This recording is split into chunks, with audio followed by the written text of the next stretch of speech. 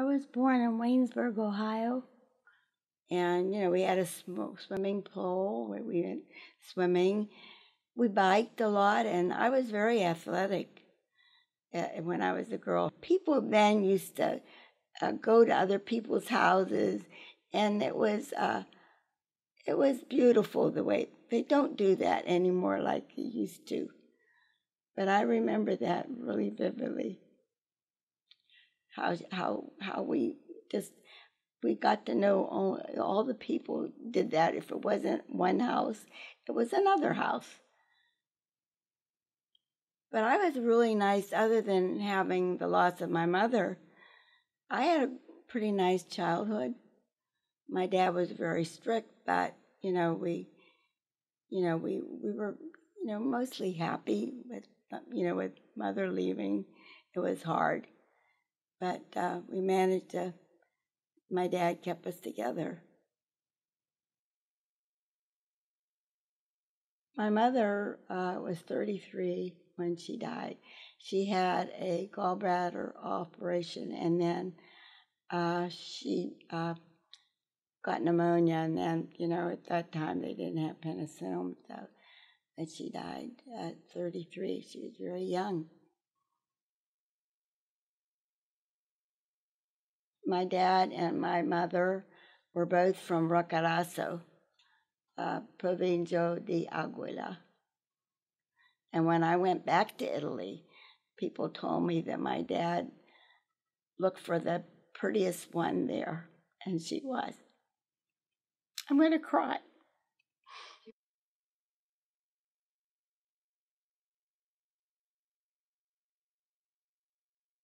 I don't know why we went. I wish we wouldn't have, actually, because our family would have been together. But I loved Italy. I loved my grandfather. He was just, he spoke 2 or 3 languages, so I was able to speak. My grandfather was a wonderful person. And I liked my life there. I skied, and I never skied here, and I won a ski race when I was there, which my grandfather called me La Americaneta, and I won. So I liked Italy, but I liked America better. I wanted to come back. And so I came back in 1939, just before the war. I was very lucky. Well, my dad called me. He said he wanted me to come back. I don't know why he just wanted me, because there was 2 other sisters. But I figured maybe he'll just call me because I was the oldest, and then later they would come. But then the war started, so they didn't come back, and they had a really hard time. Even though my grandfather was, able to do some things that other people, because, he was, he just was. But they had really bad times. They were left, and they had to leave the town, and they had to sleep in places where maybe my grandfather knew, and on straw, and never knowing whether they were going to have something to eat. They had a hard time. And you feel guilty, because here I was here, and my sisters weren't, and I'm sure they resented it too. I felt bad about it, but there wasn't anything I could do. But they survived, like a lot of people. It's hard.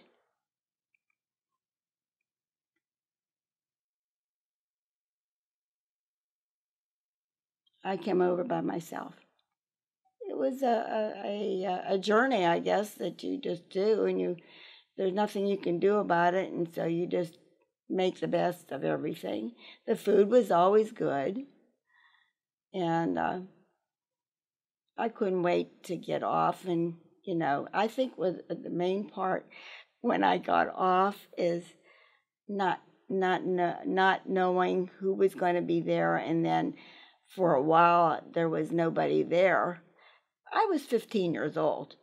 So, you know what? I was pretty mature for 15. I knew what I had to do and what. But when I got into New York, there was nobody there. I wandered around, and I remember I had such a sick headache. And all at once I heard my name on the the loudspeaker, and it was the what do they call that? Traveler's aid. So they put me up in a hotel for the night, and they put me on a train for Pittsburgh. And the traveler's aid picked me up. My dad was there, though. My dad was there. So I went over the ocean all by myself. I was by myself. But I was mature enough that I knew what's what.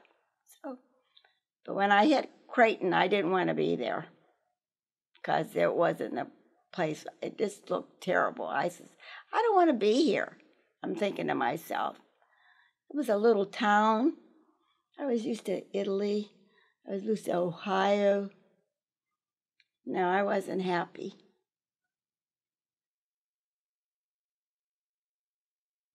You're coming from Italy. It's beautiful. You know, Rocadas was just gorgeous. I mean, it was just a gorgeous place. If you ever want to be there, the mountains were beautiful. I mean, it was a fun place to be in as a kid. I mean, I had a lot of responsibilities, but still, it was a beautiful place. So then when I come from Italy and I hit Creighton, well, it wasn't the nicest place to be, you know, after seeing something so beautiful. I mean, it was just a little town. I didn't know anything about it. It was scary because you don't know what's going to happen to you. It was scary. So even though I was mature, it still was scary.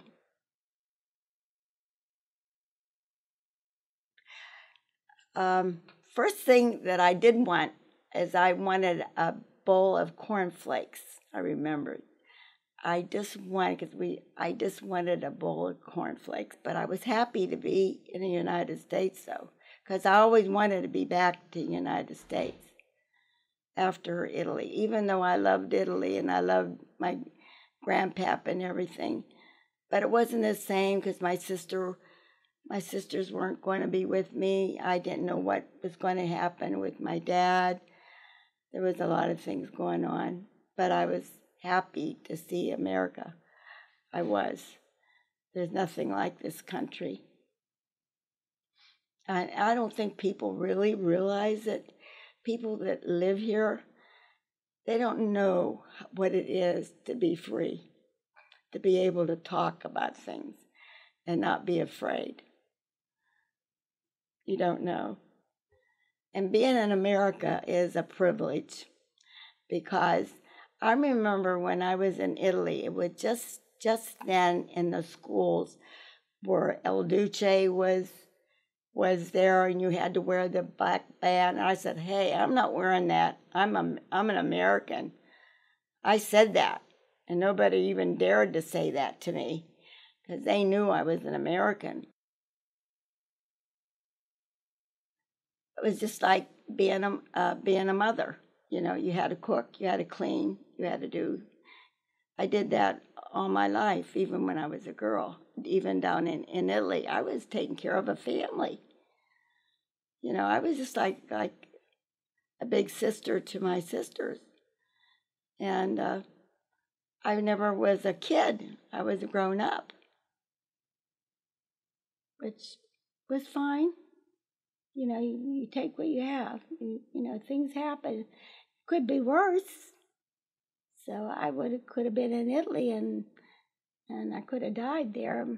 My sisters survived, so that was a good thing. I started with nothing. I didn't have a friend, so I had to make friends. So that was hard. But no, I like school. I even was in a play there that I mean, it's not that I didn't like school. I like school. But when I decided to leave them because I was so too grown up to be there. I mean, I was like a mother, I was doing all the things that a mother should be doing, taking care of people. So, and my brother understood when I told him. Life is an education because you don't know what's going on and you just have to learn how to face it. You take one day at a time, and that's what I've always done. Because, your life changes when you lose your mother, you lose your whole world. And I say this to Herman all the time. Wonder what would have happened. Maybe could have gone to college if my mother would have been living. You don't know what would have happened if our family would have been together. So I never felt bad. I felt bad that I had to tell my children that I didn't graduate. But they understood because they knew me. They knew that I went, and for them, I stressed for them to get an education. And my boys did good, really. My boys did good, and my daughter, I'm just so proud of her. Even if she waited on tables, I would be proud of her, but she has been surpassed anything that I ever wanted for her. And my kids, and my boys too.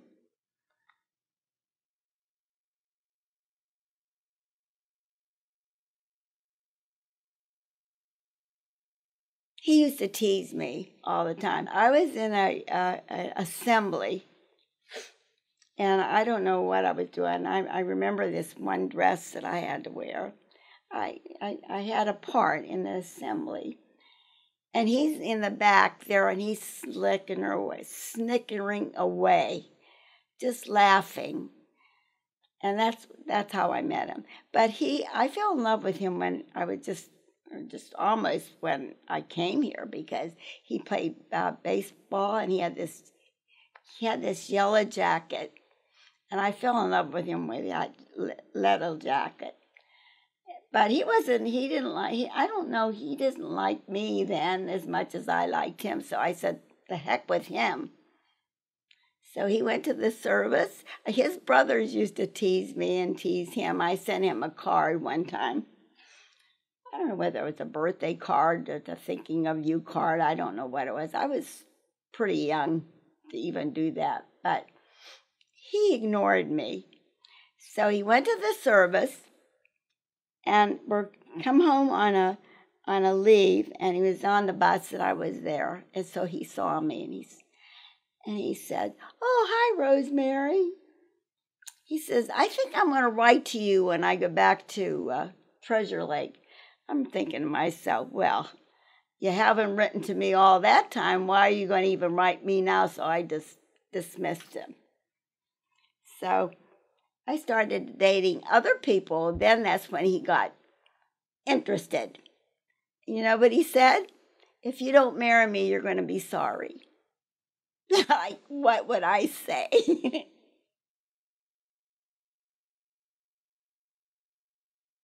I started to read when I was 6 years old. I read all the time. I have books there everywhere. But I used in our house in Ohio, they had like a big kitchen.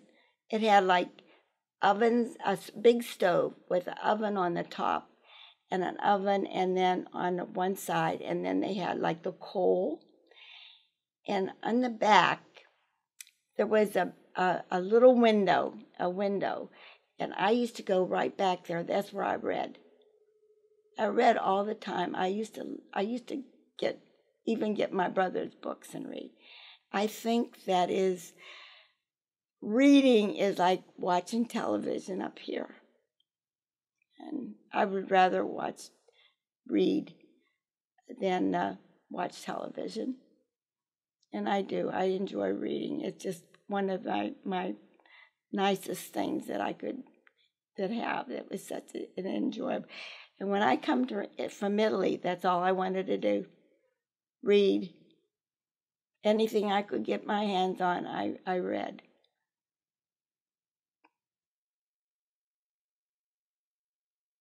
First is to be good and to be yourself. Be true to yourself. I think that is one of the nicest things, I think. And then, yeah, I think always to be true to yourself. Never do anything that you don't want to do. I think that is a good, I tell that to my kids all the time. Always be true to yourself. There's always consequences, if you don't think things through.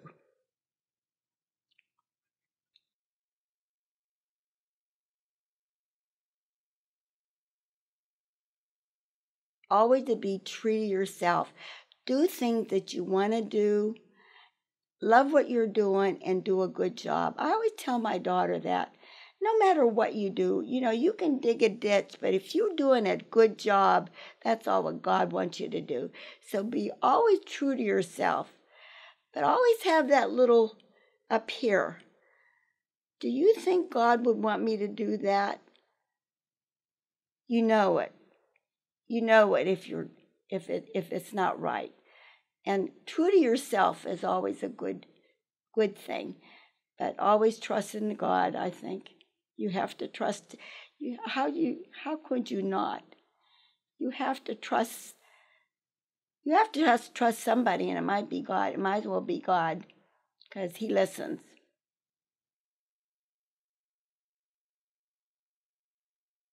I have a friendship with the Lord. I always tell Herman that when I go, I hope that I can see His face, because He is my friend.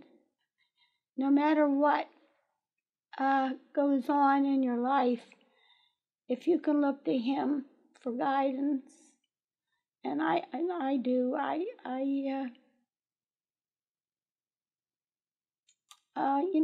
He's like a friend. When you can talk to Him about things, He listens.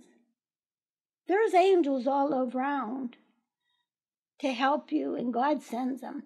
We talked about that yesterday. She remembered, my girlfriend remembered. And when she mentioned, she was telling somebody, and she says, you remember that, Rosemary, when your stepmother, you took her to the hospital and you didn't know what was going to happen, because I had to make a decision, and I didn't know what I was going to do. And this lady came in the room, in the emergency room. They took my stepmother away, and this lady come in. She was beautiful. She had black hair, and she had pearls. She had a really pretty dress. She looks so beautiful. And she said, "Don't worry, Rosemary. Everything is going to be fine. They're going to take your stepmother, and everything's going to be fine." I believed her.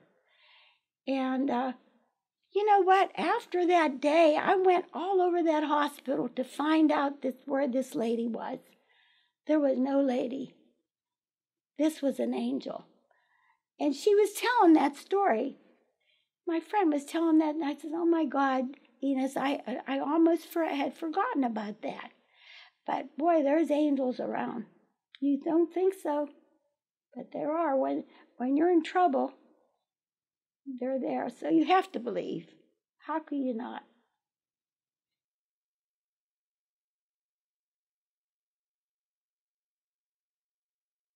I would want people to say that I was a kind person, a good friend. I think that would be it. It's important to me to uh, to know that I was kind to people. I think that if somebody would say, well, Rosemary was a kind person, I think that would make me very happy.